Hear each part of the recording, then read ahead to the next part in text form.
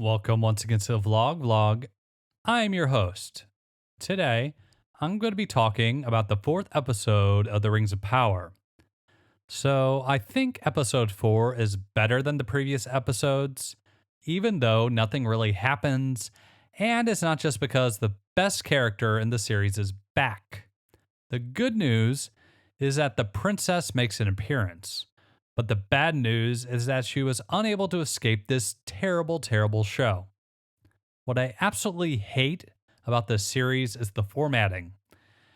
They tell 3 different stories every episode and they just skip around from place to place for no particular reason. 2 of the stories do actually intersect in this episode, so that's good. If we're lucky, maybe the show will actually start to get good when everyone finally gets together sometime in the last half of the final season or whenever they decide to finally move things along. Now we're going to get to the spoiler filled section of this review. So, the major storyline in this episode has to do with the blonde lady and her being terrible to the people on the island. The episode begins with the queen having a vision of her island's demise. The blonde lady then decides to elf-splain to the queen, so she gets locked up for being a jerk. The guy she's next to says that you can't just talk at people and act like you're better than everyone else. You have to actually empathize with them and treat them as equals. So the blonde lady decides that she is in fact better than everybody else and beats up the queen's guards to go speak to the manager. It turns out that the queen's dad is dying and the queen shows the robot lady her vision. Blonde lady gets deported, but psych, they're now all going to help her anyway, even though she's a terrible person. Somewhere else, Commander Spock is given a message by an evil elf to take to the humans still hiding out. His son tries to help the survivors by gathering food, but gets discovered by the vampires. The vampires discover the boy that he has this evil sword and they chase him off. The son is saved by his mom and dad. The vampires, who are not really vampires or orcs or something, can't chase them anymore because of the sun. So, what's that all about? This wasn't really explained in the show, but why can't they go in the sun? It's never explained. Anyway, they escape to the tower, and Spock tells his girlfriend that the message is to basically surrender or die. The orcs tell the evil elf that the evil sword is in the tower. The other story has to do with the elves and the dwarves. Essentially, the one dwarf is hiding a secret from his friend.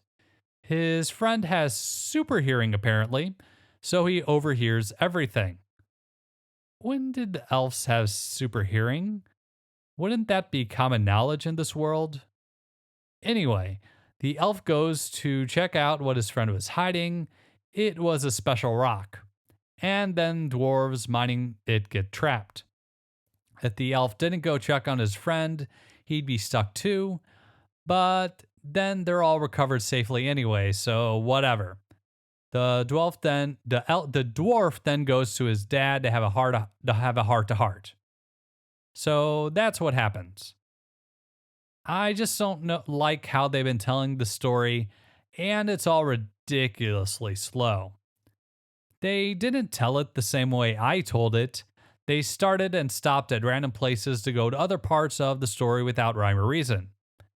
Episode 4 is better than the previous episodes, and the cinematography is great, but I still don't know why I should care.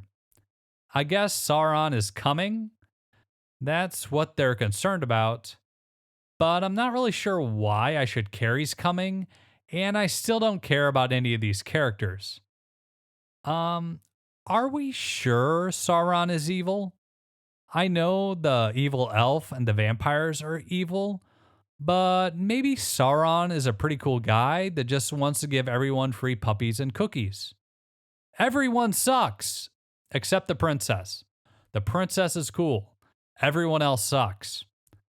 I know the blonde lady is supposed to be the hero, but I don't like her. I don't like her at all. especially with how she treated the queen and spoke down to her. She sucks, and not in a Game of Thrones kind of way. Gadriel is just a terrible person who is also boring. I doubt that was their intent, but she just comes off terribly with her elf-splaining and her superiority complex. Even with all of these problems, it's improved, I guess. It's still not worth watching, but it's not as terrible as it was before. I honestly have no explanation as to why I keep doing this to myself. Rings of Power is a beautifully shot show about a terrible blonde lady who would like to speak to the manager. So, these are just my thoughts on the latest episode. I'm probably going to be a week late on my next review of the next couple of episodes. I'm sure I won't miss anything important. Thank you for watching, and I hope you have a wonderful day.